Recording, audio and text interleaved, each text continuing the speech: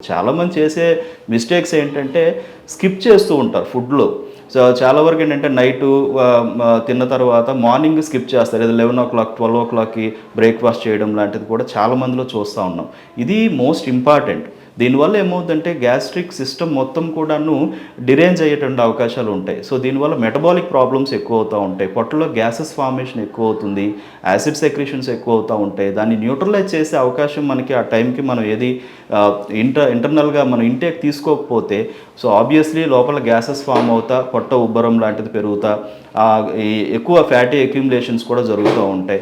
And more over ఎక్కువ శాతం stress factor కూడా చాలా ఇంపార్టెంట్ అవుతుందండి. సో, స్ట్రెస్ లెవెల్స్ అనేవి ఎవరికైతే ఎక్కువగా ఉంటాయో వాళ్ళల్లో ఎయిదర్ హార్మోనల్ ఇంబ్యాలెన్స్‌కి లీడ్ చేసి ఒబేసిటీ రావడం గానీ, లేదు అంటే గ్యాస్ట్రిక్ రిలేటెడ్ ప్రాబ్లమ్స్ పెరుగుతూ ఒబేసిటీ రావడం గానీ జరుగుతుంది. అండ్ చాలా వరకు ఏంటంటే సెడెంటరీ హ్యాబిట్స్ చాలా మందికి ఉంటాయి. అంటే సిట్టింగ్ జాబ్ చేసేటటువంటి వాళ్ళు, కంటిన్యూస్ ఎక్కువ టైం సిట్టింగ్ ఉండేటటువంటి వాళ్ళు, సరైనటువంటి వ్యాయామం అంటే ఈ మధ్య ఏంటంటే వ్యాయామం ఒక హాఫ్ అన్ అవర్ చేస్తున్నామని చెప్తారు ఎవ్రీడే. కానీ మీరు మిగతా టైం అంతా చేసేటటువంటి వర్క్ ప్యాటర్న్‌కి ఈ హాఫ్ అన్ అవర్ వ్యాయామం సరిపోతుందా? లేదా? సో, ఇది కూడా మనం చూసుకోవాలి. ఎందుకంటే ఎక్కువగా ఫ్యాటీ అక్యుములేషన్స్ పొట్ట భాగంలో అధికంగా తొందరగా పెరిగిపోయే అవకాశాలు బాడీ యొక్క నేచర్‌ని బట్టి ఉంటుంది. అంటే కామన్ అది.